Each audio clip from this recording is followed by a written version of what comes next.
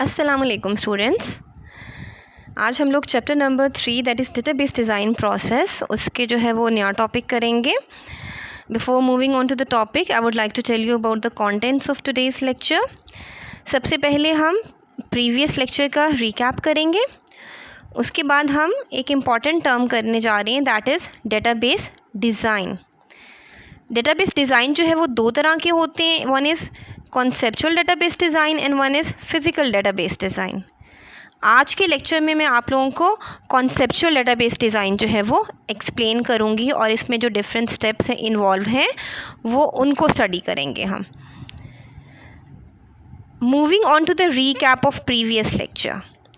Previous lecture में हम लोगों ने चैप्टर नंबर 3 स्टार्ट किया था और उसमें मैंने आपको बताया था कि before making a database system या डेटाबेस सॉफ्टवेयर बनाने से पहले के कुछ स्टेप्स होते हैं। ठीक है, just like construction of a building, उससे पहले के कुछ स्टेप्स होते हैं। वो स्टेप्स क्या क्या होते हैं? फिजिबिलिटी स्टडी होती है कि वेदर हमें उसमें ये स्टडी किया जाता है कि क्या हमें ये प्रोजेक्ट हमारे लिए फिजिबल है या नहीं है, क्या हमें ये सॉफ्टवेयर बनाना चाहिए या नहीं बनाना चाहिए।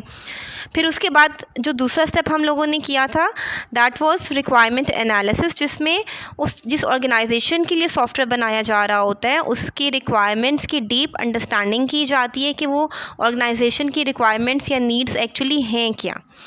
उसके बाद जो है वो प्रोजेक्ट प्लानिंग की जाती है।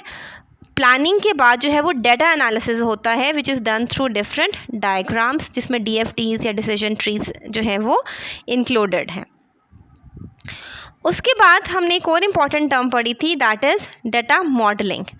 डेटा मॉडलिंग क्या है? यानी एक मॉडल बना देना। इस प्रोसेस में मेनली किसी भी ऑर्गेनाइजेशन की जो ऑब्जेक्ट्स हैं या एंटिटीज़ हैं उनको आइडेंटिफाई किया जाता है और उनके आपस में रिलेशनशिप्स को मेंशन किया जाता है। इंग्रेडिएंट्स और एलिमेंट्स ऑफ डेटा मॉडलिंग हम लोगों ने प्रीवियस लेक्चर में पढ़े थे।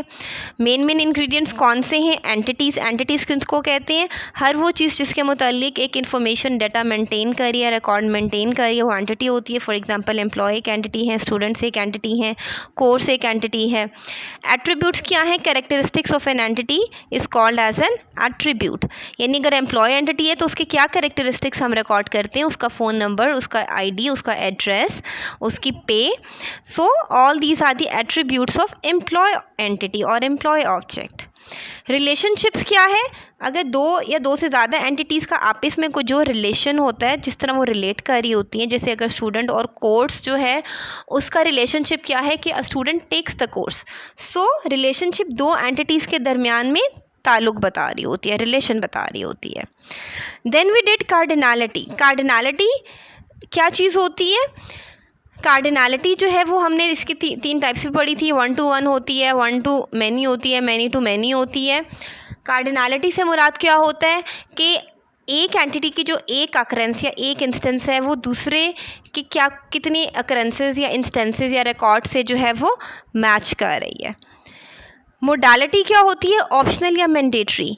क्या हर सूरत एक एंटिटी की अकरेंस का जो है वो दूसरी एंटिटी की अकरेंस से जो है वो रिलेट कर रही है या it's optional? So modality is of two types, either it's optional और मैंडेटरी। मैंडेटरी मीन्स मस्ट उसका रिलेशनशिप बन रहा है, वो मैच कर रहे हैं उनके अकरेंसेस। और ऑप्शनल मीन्स के हो सकता है कि कुछ अकरेंसेस जो हैं वो उनका जो है वो दूसरी एंटिटी के कुछ अकरेंसेस से कोई मैच ना हो रहा हो। Today we are going to study a new topic that is database design. Database design क्या है? Means कि जब एक सॉफ्टवेयर, एक डेटाबेस सॉफ्टवेयर किसी कंपनी के लिए बनाने लगे हैं तो उससे पहले एक जो मॉडल सा डिज़ाइन तैयार किया जाता है दैट इज़ डेटाबेस डिज़ाइन।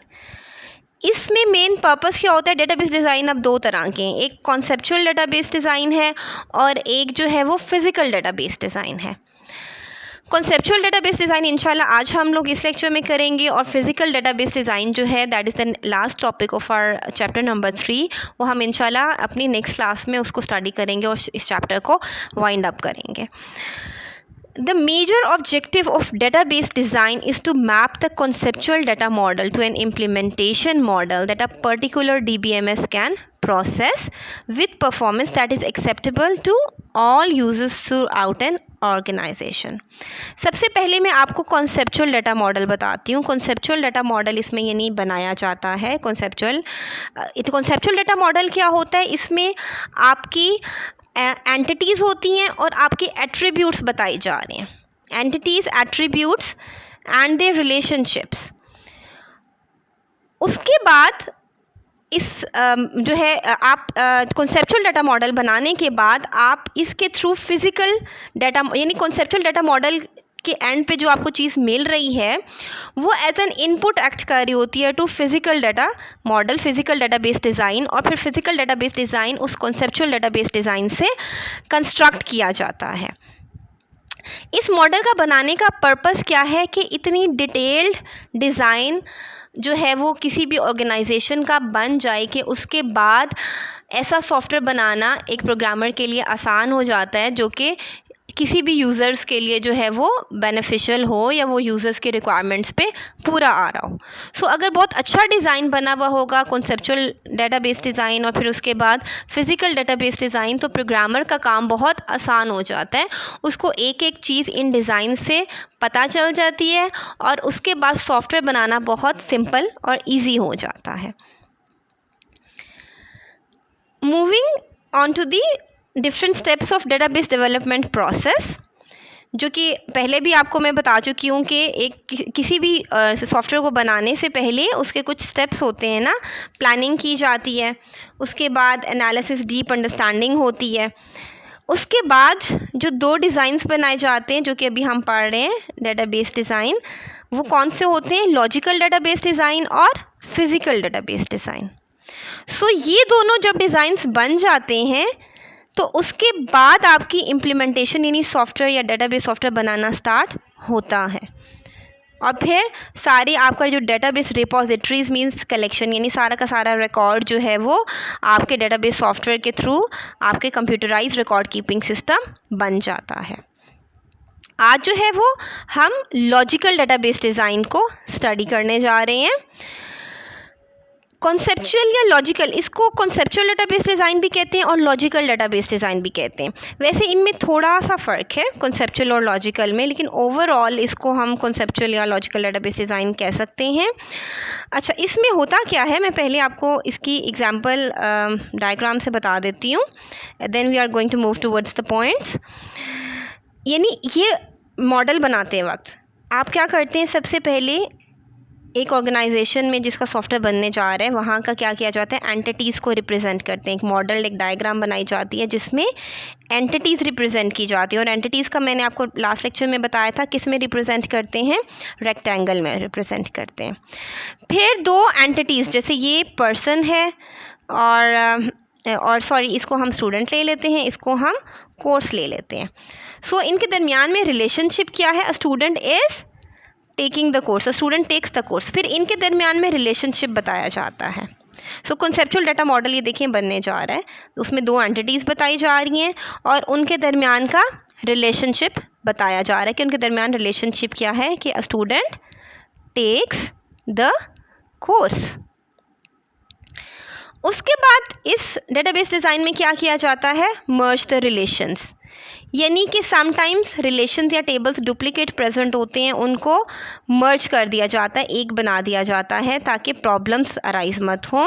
और उसके बाद मज़ीद जो एनॉमलीज़ या कुछ डिज़ाइनिंग की जो लैक्स हैं, कोई उसमें कमी है तो उसको मज़ीद जो है वो नॉर्मलाइज एक स्टेप होता है, उसके थ्रू टेबल्स को, रिलेशंस को टेबल भी कहते हैं, ठीक है, उनको उनमें से वो जो प्रॉब्लम्स हैं वो रिमूव की जाती हैं। अगर हम इसकी अब डेफिनेशन पे आएँ, the process of mapping the conceptual data models to structures that are specific to the target DBMS means कि एक ऐसा मॉडल तैयार करना, ठीक है, यहाँ पे मॉडल तैयार किया जा रहा है ना, कॉन्सेप्चुअल डाटा मॉडल बनाया जा रहा है और उसके बाद उसको एक ऐसे स्ट्रक्चर में, लॉजिकल डाटा मॉडल में चेंज कर रहे हैं जिसके बाद आप किसी ख़ास DBMS सॉफ्टवेयर के थ्रू आप एक डेटाबेस सिस्टम बना सकते हैं। DBMS सॉफ्टवेयर जैसे कि MS एक्सेस है, ठीक है, it is one example of DBMS software. So अगर आपने टारगेट DBMS आपका MS एक्सेस है तो उसके अकॉर्डिंगली एक ऐसा स्ट्रक्चर बनाना कि फिर आप MS एक्सेस में वो सॉफ्टवेयर बना सकें। So if the target environment, यानी कि टारगेट एनवायरनमेंट रिलेशनल DBMS है, रिलेशनल मीन्स MS एक्सेस जैसे एक एग्जांपल है रिलेशनल DBMS की, क्योंकि इसमें टेबल्स की फॉर्म में डाटा स्टोर हो रहा है, तो हर वो DBMS जिसमें टेबल्स की फॉर्म में डाटा स्टोर हो रहा होता है उसको हम रिलेशनल DBMS कहते हैं। तो वो कह रहे हैं कि अगर आपकी ने जिस सॉफ्टवेयर में डेटाबेस सिस्टम बनाना है वो रिलेशनल है, तो फिर कॉन्सेप्चुअल डाटा मॉडल से हम क्या बनाते हैं, नॉर्मलाइज्ड रिलेशन बनाते हैं। जैसे यहाँ पे कॉन्सेप्चुअल डाटा मॉडल बनता है और उसके बाद आपको at the end conceptual database design process में आपको एट द एंड क्या मिलते हैं, नॉर्मलाइज्ड रिलेशंस मिलते हैं, जिनको हम लॉजिकल डाटा मॉडल भी कहते हैं। पहला स्टेप इसको मैं थोड़ा बहुत बता चुकी हूँ, इसको हम मज़ीद स्टडी कर लेते हैं। कॉन्सेप्चुअल डाटाबेस डिज़ाइन का पहला स्टेप क्या है, एंटिटीज़ को रिप्रेजेंट करना, किसी ऑर्गेनाइजेशन यानी एक ER मॉडल बनाना, ER डायग्राम बनाना, और उसमें क्या रिप्रेजेंट करना, एंटिटीज़। एंटिटी क्या है, जैसे स्टूडेंट एंटिटी है, एक एम्प्लॉय एंटिटी है। सो आप पहले ER डायग्राम में एंटिटीज़ को रिप्रेजेंट करते हैं। In this process the name of entity becomes the name of a relation, यानी कि जो आपने एंटिटी बताई है, ठीक है, एक्चुअली जब सॉफ्टवेयर बनने लगता है या उससे एक और मॉडल बनाने लगते हैं तो वो एंटिटी ही एक्चुअली क्या बनती है, वो टेबल का नाम बनता है। एम्प्लॉय आपने एंटिटी बनाई, बाद में एम्प्लॉय का टेबल यानी रिलेशन बना दिया। आइडेंटिफायर एंटिटी टाइप का जो होता है, यानी जैसे स्टूडेंट है, इसका आइडेंटिफायर है उसका रोल नंबर, लेट्स सपोज, क्योंकि रोल नंबर के थ्रू हम सारे रिकॉर्ड्स रिट्रीव कर रहे हैं, उसको हम टेबल में क्या बना देते हैं, प्राइमरी की बना देते हैं। और जो बाकी के एट्रीब्यूट्स हैं स्टूडेंट के, जैसे उसका फ़ोन नंबर, उसका एड्रेस, वो सारे के सारे नॉन की एट्रीब्यूट्स, वो एक रिलेशन के यानी अदर नॉन की, जो मेन की एट्रीब्यूट है वो प्राइमरी की है, और जो बाकी कॉलम्स बनेंगे रिलेशन में एक टेबल में, उनको हम कौन से एट्रीब्यूट्स कह रहे हैं, नॉन की एट्रीब्यूट्स कह रहे हैं। सो इस database design process, conceptual database design में हमने एंटिटीज़ को रिप्रेजेंट किया एज ए रिलेशन, और उसके बाद हमने उनकी प्राइमरी की सेट की, एंटिटी का नाम जो है वो टेबल का नाम बन गया, और जो उसके रिमेनिंग एट्रीब्यूट्स जो उसका की एट्रीब्यूट है वो प्राइमरी की बन गया, जो कि यूनिक होता है, और जो नॉन की एट्रीब्यूट्स हैं वो आपके क्या बन गए, जो रिमेनिंग एट्रीब्यूट्स हैं वो आपके नॉन की एट्रीब्यूट्स बन गए। फिर इस कॉन्सेप्चुअल डेटाबेस डिज़ाइन में जो अगला काम किया जा रहा है वो क्या है, रिप्रेजेंट दी रिलेशनशिप्स, यानी आपने ER डायग्राम में जो रिलेशनशिप बनाई हुई है, मींस के एक एंटिटी का दूसरे से क्या ताल्लुक़ है, उसको रिलेशनल मॉडल बनाते वक्त भी उसको रिप्रेजेंट करना है। रिलेशनल मॉडल कौन सा होगा, जो टेबल्स की फॉर्म में होगा। सो रिप्रेजेंटेशन कैसी है वो आपकी रिलेशनशिप की नेचर पे डिपेंड करे कि आपने इसको कैसे रिप्रेजेंट करना है रिलेशनल मॉडल में।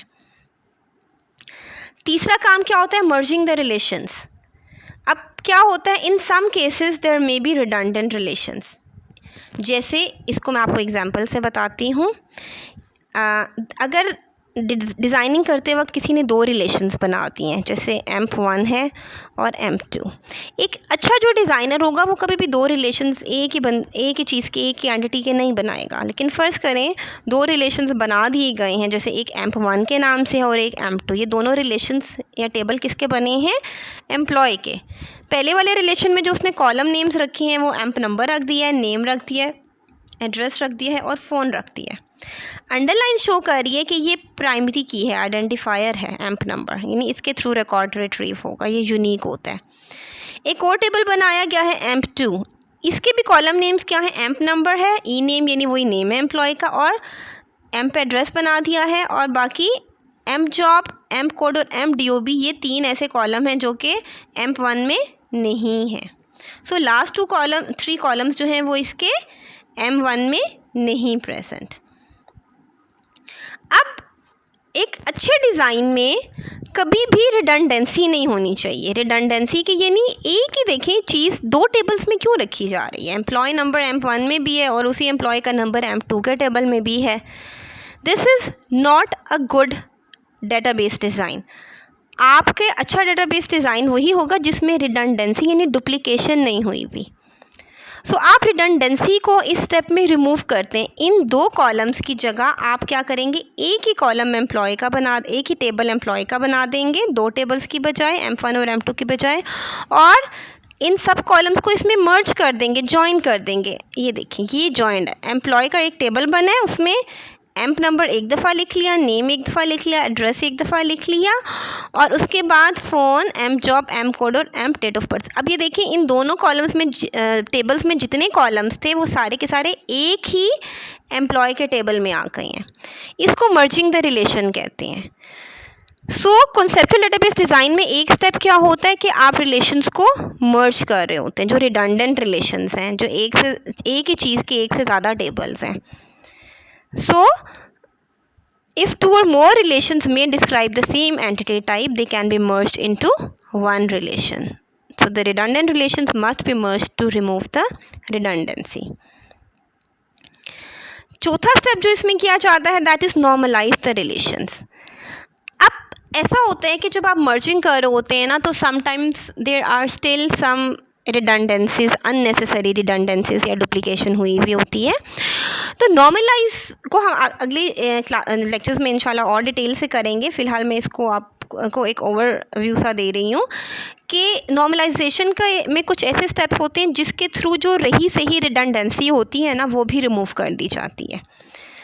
बिकॉज रिडंडेंसी हमेशा एनॉमलीज या एरर्स प्रोड्यूस करती है। एरर्स कैसे प्रोड्यूस करती है रिडंडेंसी? अब लेट्स सपोज एक ही स्टूडेंट का फ़ोन नंबर दो टेबल्स में अगर पड़ा हुआ है, तो अगर उस स्टूडेंट का फ़ोन नंबर चेंज हो जाता है, तो अगर आपको एक टेबल में आप चेंज कर रहे हैं उस फ़ोन नंबर को, आपको ऑटोमेटिकली दूसरे में भी चेंज करना पड़ेगा, वरना तो डाटा की इंटेग्रिटी मेंटेन नहीं होगी ना। एक में कुछ और फ़ोन नंबर पड़ा हुआ है और एक में कुछ और पड़ा हुआ है। तो इस तरह की प्रॉब्लम्स आ जाती हैं जब भी डाटा रिडंडेंट होता है। तो रिडंडेंसी को आप हमेशा डेटाबेस सॉफ्टवेयर बनाते वक्त रिमूव करते हैं। तो उस चीज़ को आप डिज़ाइन बनाते हुए भी रिमूव कर रहे हैं, और उसमें एक जो स्टेप जो अननेसेसरी रिडंडेंसी को रिमूव करने का होता है वो नॉर्मलाइजेशन होता है। सो प्रोसेस ऑफ नॉर्मलाइजेशन क्या करता है, वो मज़ीद रिफाइन, मज़ीद बेहतर कर देता है टेबल्स यानी रिलेशंस को, ताकि कोई भी प्रॉब्लम्स जो हैं वो ना आए। So these are the 4 main steps that are taken while making a logical database design. शुरू में जो आप काम कर रहे हैं उसको कॉन्सेप्चुअल डाटा मॉडल कह रहे हैं, और एट द एंड आपको जो नॉर्मलाइज रिलेशंस मिल रहे हैं उनको आप लॉजिकल डाटा मॉडल कहते हैं। वैसे इस पूरे को ओवरऑल कॉन्सेप्चुअल डाटा मॉडल या लॉजिकल डाटा मॉडल भी कहा जाता है। So that's all for today. इंशाल्लाह कॉन्सेप्चुअल डाटाबेस डिज़ाइन से हम फिज़िकल डाटाबेस डिज़ाइन कैसे बनाते हैं वो हम इंशाल्लाह नेक्स्ट लेक्चर में करेंगे। Thank you so much.